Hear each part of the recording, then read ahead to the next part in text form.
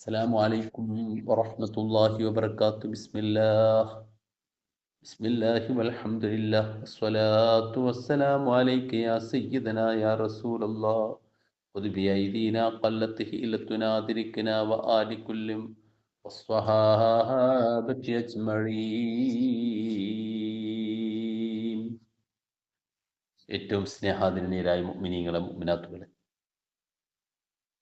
അതാഉർ റസൂൽ ഹാജ മുഈദ് ചിസ്തിൽ അജ്മീരി അസ്സഞ്ചരി റളിയല്ലാഹു അൻഹു അള്ളാഹു നമുക്ക് നൽകിയ ഏറ്റവും വലിയ വരദാനമാണ്. അത് മുത്തുനബിയിലൂടെയാണ് നമുക്ക് ലഭിച്ചിട്ടുള്ളത്.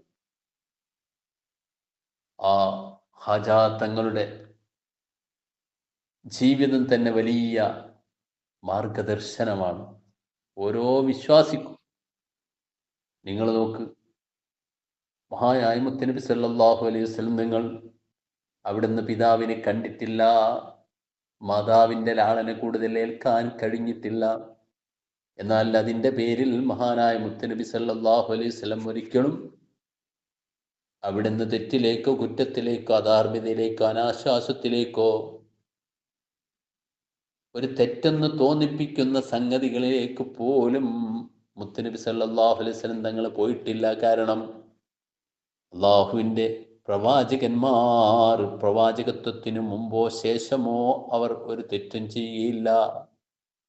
എന്നാൽ അവിടുത്തെ പേരക്കുട്ടികളിൽപ്പെട്ട പ്രവാചകനല്ലാത്ത ഒരു സാധാരണക്കാരനായ മുഈനുദ്ദീൻ ഹസ്സനു സഞ്ചരി റളിയല്ലാഹു അൻഹു മഹാനവറുകൾ ചെറുപ്പത്തിൽ തന്നെ തൻ്റെ പ്രിയപ്പെട്ട പിതാവ് നഷ്ടപ്പെട്ടു, മാതാവും നഷ്ടപ്പെട്ടു. അദ്ദേഹം വഴിവെച്ചില്ല, യഥാർത്ഥ മാർഗത്തിൽ നിന്ന് വ്യതിചലനം വന്നില്ല. തന്നെ വലിയ മശായിഖ്മാരുടെയും അതുപോലെ തന്നെ വലിയ പണ്ഡിത ശിരോമണികളുടെയും സാന്നിധ്യത്തിലേക്ക് അയച്ചിട്ടുള്ളത് പിതാവല്ല, മാതാവല്ല, മറിച്ച് അവരിൽ നിന്ന് നേടിയെടുത്തിട്ടുള്ള ആത്മീയമായ മാതൃക ഉൾക്കൊണ്ടുകൊണ്ടാണ് മഹാനവറുകൾ പിന്നീട് സ്വന്തം തന്നെ വലിയ വലിയ പണ്ഡിത മഹത്തുക്കളെ അന്വേഷിച്ചുകൊണ്ട് തേടിപ്പോവുകയും അവരിൽ നിന്ന് വേണ്ട ആത്മീയ ജ്ഞാനങ്ങൾ അതിൻ്റെ അങ്ങേയറ്റം വരെ കരസ്ഥമാക്കുകയും ഔന്നിത്യത്തിൻ്റെ ഉന്നത സോപാനത്തിലേക്ക് മഹാനവറുകൾ പടിപടിയായി കയറിക്കൊണ്ട് വലിയ ആത്മീയ ജ്യോതിഷായി പ്രശോഭിതനാകുന്നതും തൻ്റെ മനസ്സിൽ നിന്നുള്ള ഉൾവിളി കൊണ്ട് മാത്രമാണെന്ന് നാം മനസ്സിലാക്കുക. അതിനുള്ള സ്ട്രക്ചർ, അടിത്തറ ഉണ്ടാക്കിയിട്ടുള്ളത് പ്രിയപ്പെട്ട മാതാവും പ്രിയപ്പെട്ട പിതാവുമാണ് എന്ന് നാം മനസ്സിലാക്കണം. അതെന്താണ്? അവരുടെ മാതൃകാ ജീവിതമായിരുന്നു. ആ മാതൃകാ ജീവിതത്തിൽ നിന്ന് മഹാനവറുകൾ ജീവിതത്തിലെ ഏറ്റവും വലിയ പ്രതിസന്ധി, പ്രായപൂർത്തി എത്തുന്നതിന് മുമ്പ് തന്നെ തൻ്റെ മാതാവും പിതാവും നഷ്ടപ്പെട്ട് പൂർണ്ണമായി യതീമായിട്ടുള്ള ഒരു കുട്ടിയെ സംബന്ധിച്ചിടത്തോളം, അതും സാമ്പത്തികമായ എല്ലാ അടിത്തറയുമുള്ള വലിയ സമ്പത്തുള്ള ആ കുട്ടി എപ്പോഴും തെറ്റിലേക്കും അധാർമികതയിലേക്കും മൂല്യച്യുതിയിലേക്കും വളരെ പെട്ടെന്ന് തന്നെ താൻ എല്ലാവിധ സാഹചര്യവും കാരണവും ഉണ്ട് എന്നുള്ള കാര്യത്തിൽ തർക്കമില്ല. അങ്ങനെയുള്ള ഒരു കുട്ടി ഉപദേശിക്കാനോ നിർദ്ദേശം നൽകാനോ മറ്റാരുമില്ലാതിരുന്നിട്ട് പോലും വലിയ ഉന്നത സ്ഥാനത്തേക്ക് ആ കുട്ടി എത്തിയെന്നുണ്ടെങ്കിൽ അത് ആ മാതാവിൻ്റെയും പിതാവിൻ്റെയും ജീവിത വിശുദ്ധിയാണ് എന്ന കാര്യത്തിൽ, അവരുടെ മാതൃകാ ജീവിതമാണ് എന്ന കാര്യത്തിൽ അവർ വളരെ ചെറുപ്പത്തിൽ തന്നെ ഈ കുട്ടിക്ക് എല്ലാ നിലക്കും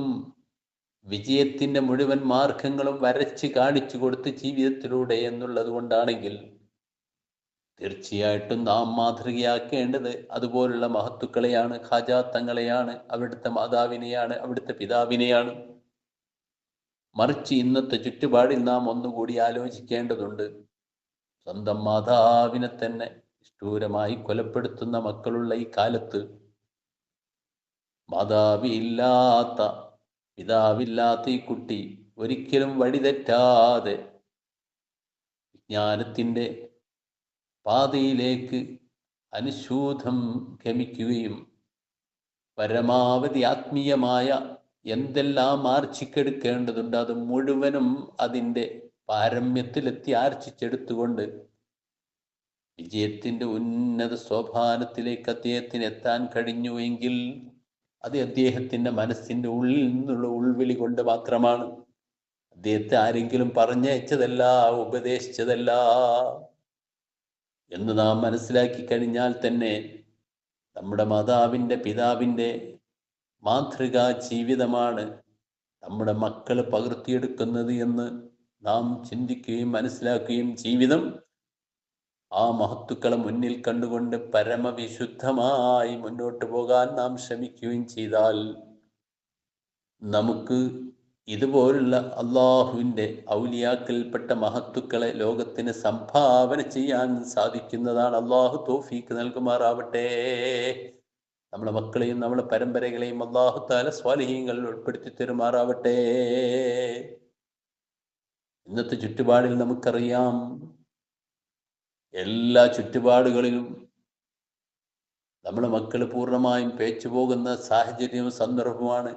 എന്നാൽ അതിലേറെ പേർക്കുന്ന സാഹചര്യം ഹാജാ തങ്ങളുടെ ആ ജീവിത കാലഘട്ടത്തിൽ ഉണ്ടായിരുന്നിട്ട് പോലും ഒരു നിലക്കും തെറ്റിലേക്ക് പോകാതെ നന്മയുടെ ഏറ്റവും വലിയ പ്രതീകമായി തീരാൻ അദ്ദേഹത്തിന് പ്രചോദനമായിട്ടുള്ളത് മരണപ്പെട്ടു പോയ തൻ്റെ പ്രിയപ്പെട്ട മാതാവും പിതാവുമായിരുന്നു എന്നുള്ള കാര്യത്തിൽ യാതൊരു സംശയവുമില്ല. അള്ളാഹു ആ മഹത്തുക്കളുടെ ഒക്കെ മദത് കൊണ്ട് നമ്മുടെ മക്കളെ നന്നാക്കി തരുമാറാവട്ടെ.